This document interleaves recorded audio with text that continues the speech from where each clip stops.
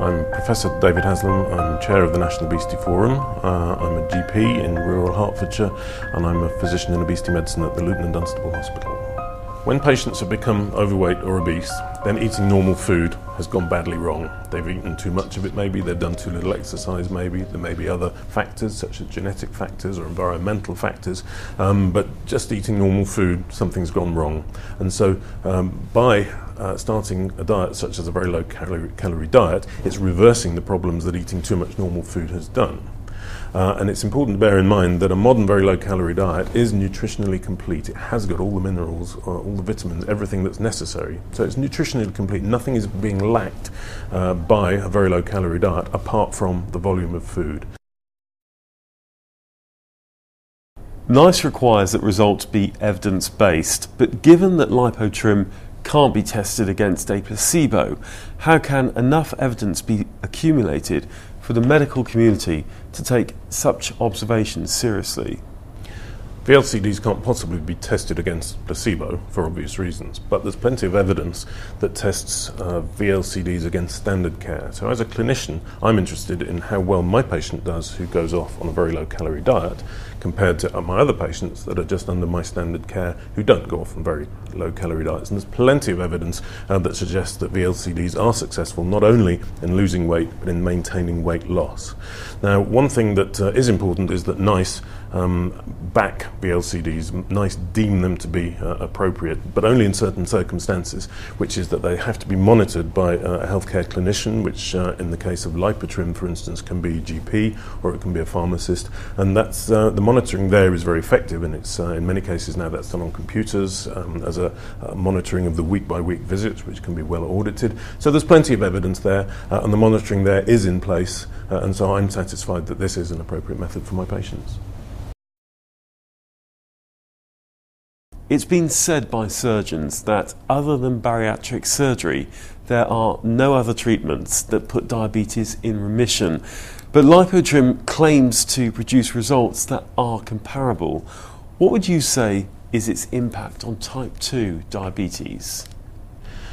There are various methods of weight loss that an individual can use, ranging from walking the dog to going to the gym to calorie counting, and each one, there's a whole spectrum of the amount of weight that a person can lose. Each one induces a different degree of weight loss. So if someone has just been diagnosed as having type 2 diabetes and has just crossed that threshold of sugar levels, of glucose levels, then actually any weight loss regime can put diabetes into remission.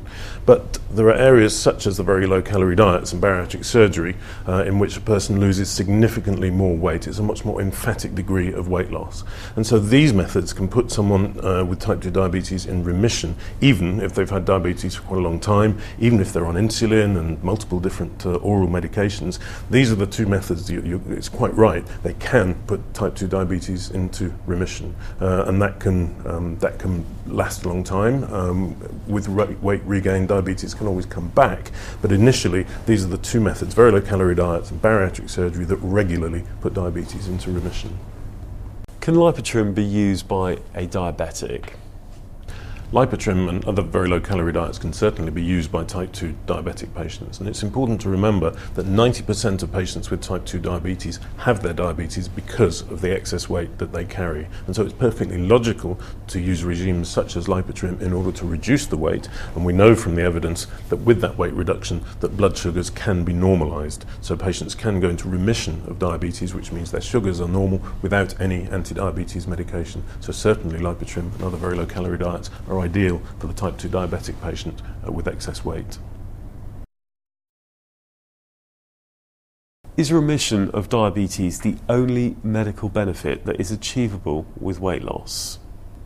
Remission of diabetes is only one of many improvements that will occur in a person's health with weight loss.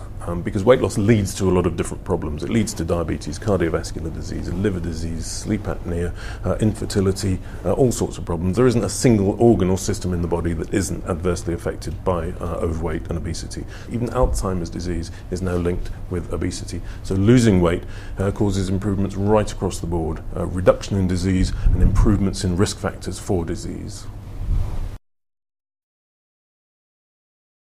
Initial weight loss with LipoTrim releases considerable amounts of water that was bound to glycogen, the initial fuel.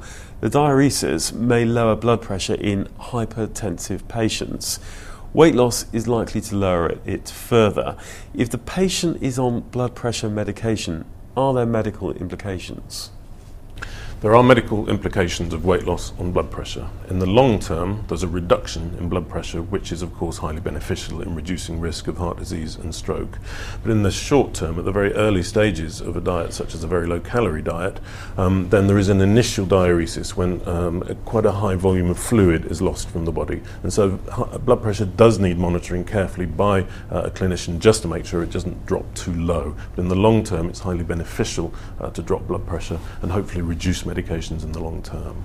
With significant weight loss, many medications can be reduced, and this has been shown in a lot of studies that the prescribing costs after weight loss do reduce dramatically. But it varies with different conditions. For instance, in patients with type 2 diabetes, there needs to be an immediate reduction, if not a cessation, of anti-diabetes medication.